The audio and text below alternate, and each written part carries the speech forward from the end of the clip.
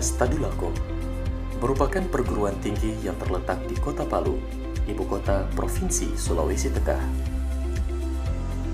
Kota yang begitu dikenal akan keindahan 5 dimensi dan kehidupan budaya yang amat kental.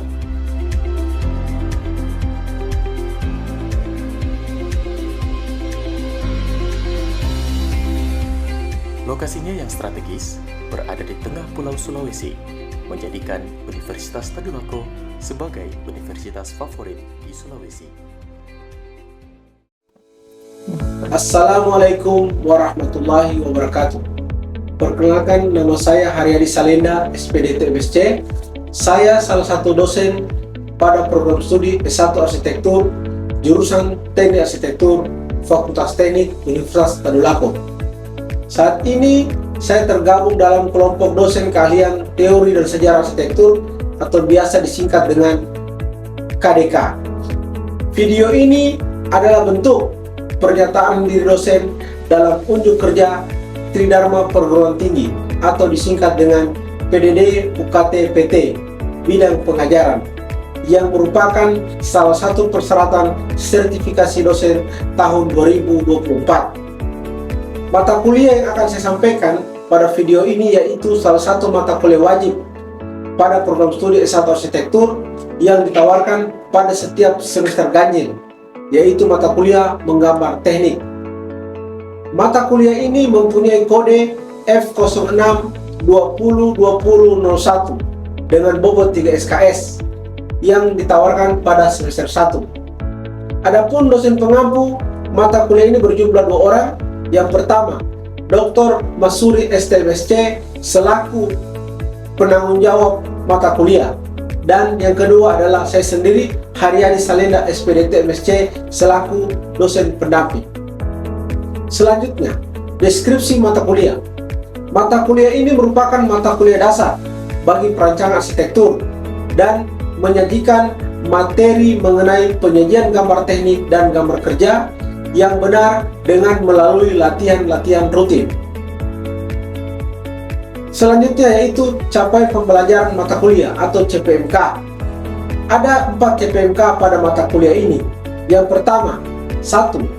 Mahasiswa mampu mengenal dan menggunakan jenis alat gambar yang sesuai standar menggambar teknik. Yang kedua, mahasiswa mampu mengenal dan menggunakan jenis-jenis notasi dalam gambar teknik dalam desain gambar kerja, baik itu huruf, angka, garis, ataupun skala. Yang ketiga, mahasiswa mampu mengenal dan menggambar proyeksi dan perspektif sesuai dengan standar menggambar teknik. Dan yang keempat, yaitu mahasiswa mampu menyelesaikan dan menyajikan gambar kerja bangunan sederhana berupa rumah tinggal yang sesuai kaidah, norma, dan standar gambar teknik. Selanjutnya, pokok bahasan. Mata kuliah ini berjumlah 14 kali pertemuan, di mana pada pertemuan ke-7 akan dilaksanakan ujian tengah semester atau UTS, dan pada pertemuan ke-14 akan dilaksanakan ujian akhir semester atau UAS. Pada pertemuan pertama, kita akan membahas mengenai jenis alat gambar yang digunakan dalam gambar teknik dan pengenalan berbagai macam notasi gambar, baik itu huruf, angka, garis, ataupun skala. Pada pertemuan kedua sampai ke-6, kita akan mengenal dan menggambar jenis-jenis proyeksi. Lalu pada pertemuan ke-7, seperti yang telah saya sampaikan sebelumnya, akan dilaksanakan ujian tengah semester. Masuk pada pertemuan ke-8, kita akan mengenal dan menggambar rencana block plan dan side plan yang sesuai dengan kaidah-kaidah gambar teknik. Lalu yang ke-9, kita akan mengenal dan menggambar denah rumah tinggal sederhana sesuai dengan kaidah-kaidah gambar teknik. Pada pertemuan ke-10, kita akan mengenal dan menggambar tampak rumah tinggal sederhana sesuai dengan kaidah-kaidah gambar teknik. Lalu pada pertemuan ke-11, kita akan mengenal dan menggambar potongan rumah tinggal sederhana sesuai dengan kaidah-kaidah gambar teknik. Selanjutnya, pada pertemuan ke-12 sampai ke-13, kita akan mengenal dan menggambar detail gambar kerja sesuai dengan kaidah-kaidah gambar teknik. pada pertemuan ke-14 akan dilaksanakan ujian akhir semester. Baik, selanjutnya. Adapun bentuk dan metode dari perkuliahan ini yaitu secara luring dengan metode kuliah dan diskusi dalam bentuk delivery and interaction, di mana mahasiswa akan diberikan materi melalui media slide PPT atau PowerPoint dengan selalu mengaitkan materi dengan pengetahuan-pengetahuan terkini terkait bidang-bidang keteknikan yaitu teknik arsitektur. Selain itu, mahasiswa juga diberikan motivasi dan apresiasi terkait pengetahuan dalam menyelesaikan tugas-tugas yang diberikan. Pada proses perkuliahan, mahasiswa diberikan kesempatan untuk melakukan tanya jawab berupa diskusi dan argumentasi. Selain itu, mahasiswa dipersilahkan untuk melakukan konsultasi atau diskusi di luar kelas melalui media LMS atau media sosial. Untuk tahap asesmen, mahasiswa diberikan tugas yang akan dikerjakan secara mandiri di studio yang tersedia di kampus maupun di rumah mereka masing-masing, yang mana tugas-tugas tersebut akan melalui proses asistensi dan evaluasi sampai nantinya akan menghasilkan nilai akhir mata kuliah. Selanjutnya, komponen penilaian pada mata kuliah ini yaitu antara lain: 1. Kehadiran dengan bobot penilaian 10%. Lalu yang kedua, tugas dengan bobot penilaian 20%. Lalu yang ketiga, ujian tengah semester dengan bobot penilaian 35%. Dan yang keempat, ujian akhir semester atau UAS dengan bobot penilaian 35%. Catatan, kehadiran minimal 75% sebagai syarat mengikuti ujian akhir semester. Ini perlu diperhatikan oleh mahasiswa agar mahasiswa mampu mengikuti mata kuliah ini dengan baik. Baiklah, selanjutnya saya akan menampilkan video proses pembelajaran mata kuliah menggambar teknik pada ruang kelas di jurusan Teknik Arsitektur Fakultas Teknik Universitas Tadulako.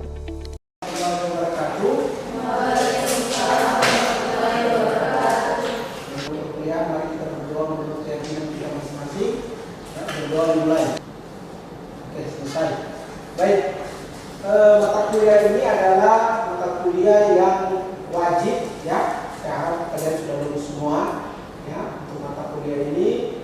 Adapun materi yang ada dalam mata kuliah ini, salah satunya yaitu bagaimana kita menggambar denah.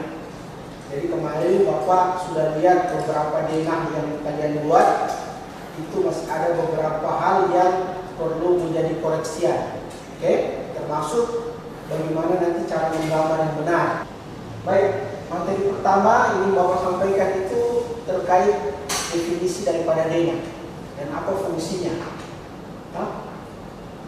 Harusnya ini sudah dipahami sejak awal kalau mencari. Jadi kalau kita kuliah sebenarnya itu baiknya jadi mahasiswa itu bagaimana Pak? Baiknya sebelum materi diberikan dia sudah coba browsing.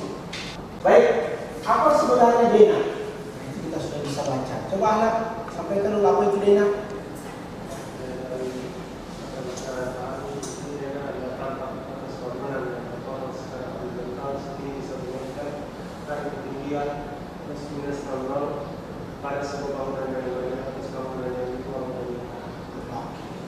Berarti dia kalau ini 00 dipotong setinggi 1 meter. Jadi hilang 1 meter hilang. Kalau ruangan ini dipotong setinggi 1 meter, maka akan kelihatan apa ini? Pasangan batunya kan? Akan terlihat, oh ternyata pasangan batunya ini beton, pasangan batunya ini batu bata kan? Jadi pemahaman sekarang begitu, oh setinggi 1 meter dari permukaan plus minus 00 dipotong secara horizontal, ya. Ingat, nanti kalau dibawa ujian skripsi bisa saya tanya itu, ya. Jadi jangan lupa kalau potongan denah itu apa. Selanjutnya fungsinya, ya. Nah, fungsi pertama denah itu jangan dilupa ini, ya. 1, fungsi ruang. Berarti denah ini dia harus menunjukkan yang pertama fungsi ruang. Berarti harus ada apa nih kalau menunjukkan fungsi ruang? Nah, ada nama ruang. Yang terjadi sekarang banyak denah dibuat oleh mahasiswa, ruangannya tidak ada. Tidak usah kalian masih semester awal, semester atas begitu sampai dia ujian tutup pun ada yang begitu. Yang kedua, susunan ruang. Nah, di arsitektur itu kita harus tahu susunan ruang. Jangan tiba-tiba dapur ada di depan. Dan berarti mulai dari teras, kalau kita rumah tinggal toh, teras, ruang tamu, kamar tidur, ruang keluarga, dan ruang makan, dapur, dan lain-lain. Harus berbeda sesuai dengan pola ruang toh. Jadi kalau kita kemarin buat stupa di sana galeri atau working space atau apa itu namanya ya, bagaimana kalau menyusun ruangnya toh? Harus jelas. Oke, selanjutnya sirkulasi ruang. Sirkulasi berhubungan dengan apa kan?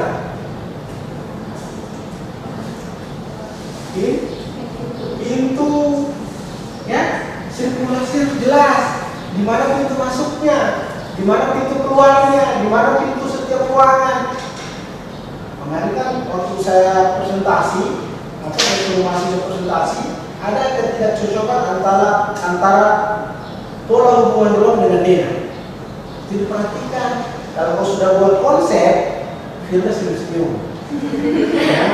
Jadi kalau sudah buat konsep pola hubungan ruang, ada erat tidak erat, itu fungsinya untuk apa Pak? Untuk membuat dena. Ya, jangan sampai dena nanti dia hubungannya erat. Ternyata ketika sudah membuat dena, jauh dia punya pintu buka. Ya, dari pintu yang dibilang erat itu dengan pintu yang ruangan yang sebelum itu jauh. Ya, itu fungsinya. Jadi kelihatan sirkulasinya itu. Oke, jangan sampai lupa. Ada mahasiswa yang bisa nanya, ini kok lewat mana ruangannya ini?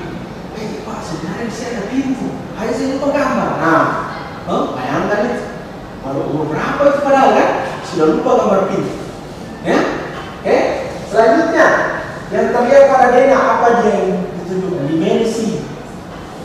Dimensi ruang. Berarti di dena itu tidak boleh ada ruangan yang tidak ada ukurannya. Hanya caranya bagaimana kita meletakkan ukuran. Ya, nah ini lihat, ini ada contohnya. Ya, kita lihat contohnya ya. Ini ada WC kan? Nah, ada WC berdampingan dengan kamar tidur.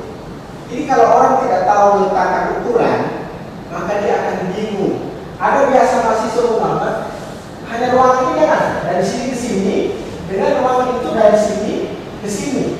Ditanya dia, WC itu berapa ukurannya? Nah, dia bilang saya tidak tahu Pak. Bukan tidak tahu, tapi kau tidak tahu bagaimana menempatkan atau memposisikan ukurannya. Ini ya, ini contoh yang benar. Jadi kalau ini kan kamar tidur berdampingan dengan WC, ya. Nah, jadi seharusnya kamar tidurnya jelas ukuran 4 meter. Ya, kalau konstruksi 4 meter, WC-nya berapa? Ternyata ukurannya 2 meter. Terus dia bagi kan, ini 2 meter sampai sini 2 meter, berarti jarak 4 meter kan? Kelihatan toh?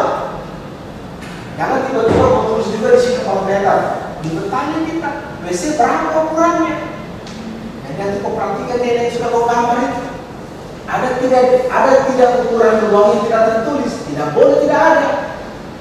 Jadi kalau bikin dena sudah ditaruh semua ukuran, diperhatikan ruangan mana yang tidak ada, atau kembali posisinya ketika dena ada ruangan yang belum mempunyai ukuran. Ya, diperhatikan tidak boleh ada dena tidak punya dimensi ruang. Oke, selanjutnya letak pintu dan bukaan. Ya, letak pintunya itu harus jelas. Dia ada di tengah kah atau di pinggir kah atau seperti apa? Dia punya berapa daun kah kan? Jendelanya juga begitu. Ya. Tapi ingat, semua yang muncul dalam dena itu punya ukuran standar. Ya. Jadi jangan asal bikin bukaan jendela itu berapa, pintu itu berapa. Makanya kalian harus studi kan, lewat literatur, lewat datang ke langsung ke tempat di mana kau mau jendelanya ada pintu. Kalau ini denanya kan sudah ada jelas ya. Pintunya ada di tengah, kamar pintunya ada di pinggir tembok, ya. Jelas dia punya bukaan yang cakep, itu. Jendelanya jelas, jendelanya, ya. Jangan jendela yang sudah kau buat tidak ada jendela Kemudian yang harus ada di DNA apa? Isi ruangan. Apa isi ruangan? Nah, isi ruangan ini maksudnya kabel.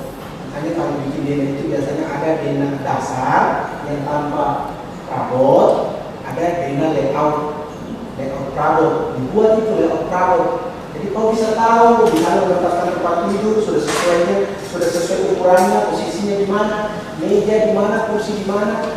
Ya, tapi kabelnya harus sesuai standar. Kalau kita kursi ruang tamu kan yang ada biasa 2, 3, 1. Nah, mencari dulu ada mahasiswa dia, Pak, 2, 3, 1 itu apa? Kayak formasi bola. Saya bilang bukan.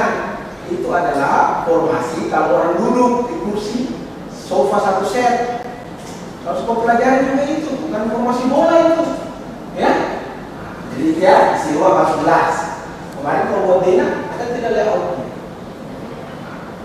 Karena sudah kau bikin besaran ruang, sudah kau buat itu besaran ruang. Ruangan ini ada apa? Pelakunya ini, lalu kemudian aktivitasnya ini. Tidak dibuat layout. Misalnya ada manajer di mana? Berapa kursinya manajer di ruangannya kan? Itu penting untuk menentukan benar-benar berapa besaran ruang. Dan nanti ke depannya di step 3 buat layout kabel. Ya, DNA layout kabel. Oke. Yang terakhir, DNA menentukan fungsi utilitas ruang, air, listrik, AC. Ini biasanya kalau kita sudah selesai semua menggambar, kita buat perencanaan.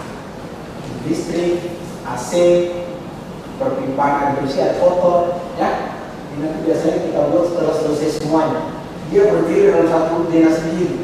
Jadi tidak bercampur di sini dengan ada kita buat sendiri DNA layout. Kalau tadi ada layout perahu, maka ada layout listrik, layout air bersih, air kotor, dan lain-lain. Ya, ternyata DNA saya sudah banyak fungsi yang harus dipenuhi. Ya, nanti di stupa berikutnya kalau kalian lolos di stupa ini pasti seperti ini standar-standar. Oke, baik. Selanjutnya, ya ini tadi DNA ya kalau dipotong, seperti ini modelnya, ini 1 meter.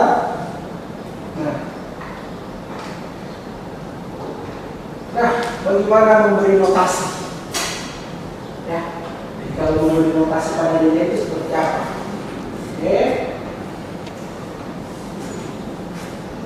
Oke.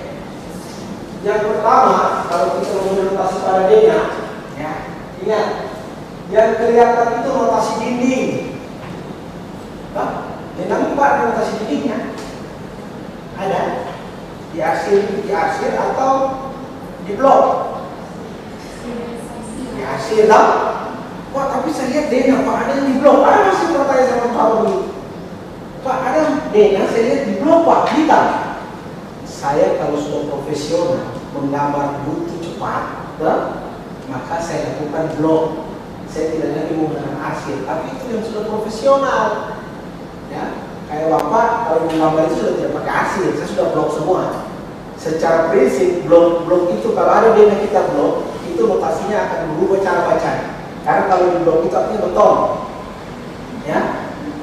Tapi karena kita biasanya kan butuh cepat gambar.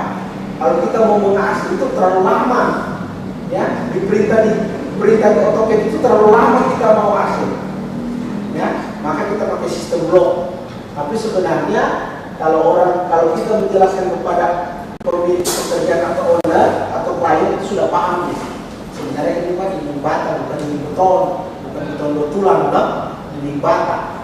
Tapi untuk kalian baru pemula harus selalu menggunakan standar yang ada. Ya, garisnya 2 kan? Bukan arsir, kan ada arsir beton juga. Ada juga arsir dinding, itu berbeda kalau dinding itu agak rapat kan? Ya, jangan lagi dilupa, ya, jangan lagi lupa menggambar notasi dinding. Lalu kemudian apa? Notasi tangga, ya, notasi tangga, ada level lantai. Dia tuh notasi dinding, notasi tangga, notasi level lantai. Elevasi ya, lalu ukuran-ukuran. Oke? Nah, kita lihat satu persatu. Nah, oke. Nah, ini adalah notasi notasi dinding. Ya, tadi waktu sudah jelaskan notasi dinding. Kalau di WC lain lagi untuk notasinya kan? Di namun kemarin begitu. Dinding dibuat keras ramnya. Itu ada yang tidak? Kira buat? Buat. Ada buat. Jangan nanti tidak ada di daerah notasi balasan loh, kita lebih padat. Ada notasi dinding ke sana, lalu dibalas dengan notasi hasil lebih banyak. Ya, keras ram namanya. Jadi kalau di WC kalau mau masuk ke dinding yang setinggi 2 meter, 1,5 meter dilapisi keramik, itu namanya dinding keras ram. Ya, kalau yang tegel di bawah ini apa namanya? Ya, dilapis. Ada kan tegel toh, ini pasangan lantai, lalu ada sedikit sekitar 10 cm. Ya apa namanya? Tegel apa? Tidak pernah merasakan tadi tahu apa namanya itu? Namanya tegel plain. Ya, itu namanya plain. Itu untuk lapisan sedang air. Karena biasanya ada dinding itu airnya tanah itu naik ke atas itu merusak kan, maka dilapis seperti itu. Makanya kalau dinding rumahmu sudah dicat lalu kemudian masih bermasalah terpulas-pulas, tempel saja sama keramik biar beres urusannya kan. Jadi dibuat dinding kedap air namanya. Oke, ini dipastikan. Oke, jadi seperti ini ya. Lihat garis tipis untuk arsiran notasi. Nah, tipis. Ya. Garis tipis itu apa definisinya dalam garis tipis? Ketebalannya setengah di bawah garis normal. Ketebalannya setengah di bawah garis normal. Jadi kalau ukur saya tangan ini, kalau dia menggaris begini itu garis normal. Setengah di bawah garis tangan yang biasa kau buat. Ya. Tipis garisnya. Kemarin dinamo itu banyak yang tidak tipis. Saya lihat tidak tipis ya. Itu salah sudah itu. Tapi coba kau bayangkan garis dinding itu tebal kan? Kemudian ada garis tipis di tengahnya. Bukankah lebih hidup gambar itu? Jadi gambar itu akan terasa hidup walaupun dia hanya 2 dimensi dia. Tapi kalau kita main garis tebal tipis, gambar itu terlihat hidup. Ya, Pak, kenapa garis tembok arsiran itu tipis sementara garis tembok ini ada garis tembok. Nah itu garis sedang untuk bidang yang berkesan kasar, contoh batu bata itu yang berbaris ketiga, 1, 2, 3. Garis sedang untuk bidang yang berkesan kasar berarti di atas garis tipis kan ketebalannya kan? Nah, jadi ada yang namanya Pak, kenapa garis batu batanya lebih tipis ya dibanding garis sedang untuk bidang yang berkesan kasar atau untuk batu bata, lalu garis itu masih remontasi. Karena ingat bangunan bidang itu dipotong. Ya. Kalau dia dipotong, bagian yang lebih kelihatan di atas itu lebih tebal. Ya, dia kan lebih muncul, maka lebih tebal kelihatan di atas dia. Jadi bagian yang terlihat lebih tebal itu pasti lebih tipis. Misalnya saya gambar ahlak ini, saya lukis ahlak. Itu di belakang ahlak itu terlihat tipis. Yang tebalnya ahlaknya kan, siluet muka, siluet badannya kan, harus lebih tebal kan. Begitu juga menggambar ini. Oke, lalu kemudian lihat garis tipis untuk bidang-bidang yang berkesan licin, contoh pesteran. Nah, pesteran tipis. Ya, dari itu panahnya kelihatan ya. Oh, berarti di luar itu tipis. Lalu bagian keduanya tebal. Lalu arsiran di dalamnya tipis. Tapi Pak, boleh tidak saya menggambar Pak, saya tidak pakai lagi arsiran yang kedua itu, garis kedua. Kenapa begitu toh? Tidak pakai lagi garis kedua, tidak apa-apa. Itu tidak terlalu diwajibkan. Harus menggambar, misalnya ada tembok, lalu ada garis langit di dalamnya, itu tidak terlalu diwajibkan. Boleh langsung kita gambar arsiran batu batanya, tapi garis temboknya itu yang tebal, garis arsirannya yang tipis. Ya, kan itu hanya kita biar waktu itu cepat kita menggambarnya. Oke, ini ya, jadi bisa nanti dilihat. Sebentar materinya kalau mau diambil juga boleh belajar kan. Oke, ini ya. Nah, ini macam-macam bentuk garisnya kan. Kalau begini kok bilang. enak dilihat, ada tebal tipis. Kalau mau bikin konsep struktur itu ada dia punya potongan penampakan kan, ada besinya. Besinya itu tebal kan? Ya. Oke, ini lihat, ini membuat tangga, notasi tangga. Ini tangganya, ini garis. Set, ya. Arah panah menentukan arah naik. Itu yang pertama ya. Arah panah menentukan arah naik. Ya, jadi dia ini ya, arah panah menentukan arah naik. Naik. Lalu ada garis, ini ada garis. Itu garis apa? Bentuk perpotongan. Harusnya tangga kemarin kalau buat ada potongannya, strip titik garis ya, atau membuat seperti itu juga boleh. Kalau belum buat, nggak apa-apa, masih dimaafkan sekarang. Masih dimaafkan. Yang belum ada seperti bangun yang perlukan masih seperti biasa saja. Tidak. Ada garisnya, tapi tidak ada potongan naik atau turun. Berarti Pak, sepotongan itu selalu di mana arah panah itu berada. Iya. Kalau arah panahnya turun kan, arah panahnya turun berarti garis potongan ini ada posisi turun. Ya. Kan ini posisi naik, berarti potongannya di sini. Kalau dia turun, berarti di sini potongannya. Ya, bisa dipahami kan? Oke. Selanjutnya, nah ini garis lantai dibuat dengan sangat kemudian apa? Ada level. Level lantai ditulis dengan sistem plus minus, ya. Jadi level lantai ditulis dengan sistem plus minus. Elevasi lantai. Oke? Kemudian tiap perbedaan ketinggian lantai diberi garis tipis. Ingat, perbedaan tinggi lantai ada garis. Nah, ini skala. Ini berdasarkan modul. Jadi ada modul yang dikeluarkan oleh PUPR menurut mengikuti standar proyek. Skala nilai itu tinggi. Jadi jangan buat dia macam-macam skalanya ya. Kalau sudah tahu sekarang skala nilai ini. Skala nilai itu 1/50, 1/100, 1/200. Jangan ada bikin 1/225. 1/80 tidak ada. Ditolak. Pak, tapi kertasnya tidak cukup Pak. Saya boleh nggak buat 1/150? Boleh. Kenapa? Ada pecahan 50 di situ. Jadi pakai pecahan yang ada di sini. 1/300 boleh nggak Pak? Boleh kan? 1/100. 1/350 boleh nggak Pak? Boleh kan? 1/250. Kalau 1/375 Pak? Tidak boleh. Tidak ada skala 1/175. Ini sudah kami berlakukan di studio tugas akhir. Itu sudah diberlakukan skala-skala seperti ini. Ya. Kemarin Bapak jadi pengelola tugas akhir, Bapak buat aturan begini. Kenapa? Karena di ruang ujian mahasiswa banyak pertanyaan oleh dosen penguji, anak belajar skala ini dari mana? Karena ada itu skala mereka buat satu skala 5, 1/80, 1/75. Alasannya kenapa? Kertas.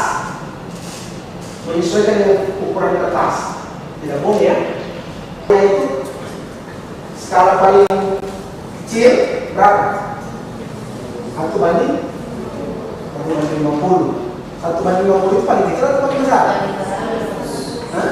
Yang paling ini kayaknya skalanya kurang aneh ya. Kalau 1/50 gambarnya mau besar atau kecil? Besar ya. Sekarang kecil tulisannya tapi gambarnya mau besar. Ya? Oke. Kita pakai tugas akhir.